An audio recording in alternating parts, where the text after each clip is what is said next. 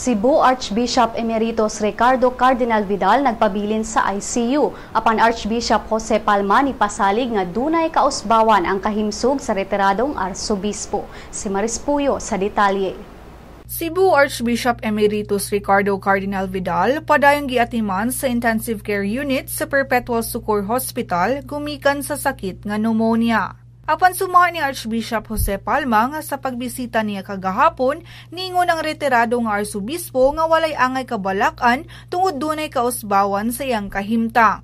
Ang 83 anyos nga kardinal gidali pagdala sa ospital niadtong Sabado sa buntag tungod sa irregular nga paghinga niini samtang anaa sulod sa panimalay sa Santo Niño Village sa Barangay Banilad. Wala pa matino kung kano sa ibalhin sa pribado nga lawak ang kardinal ug kung kano sa kini makagawas sa tambalanan. Kahinumdumang niadtong Setyembre sa miaging tuig, si Cardinal Vidal gidala sab sa ospital tungod sa mild stroke.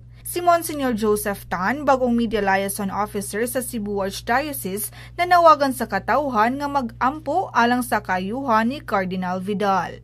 Maris Puyo, Sunstar, Pilipinas.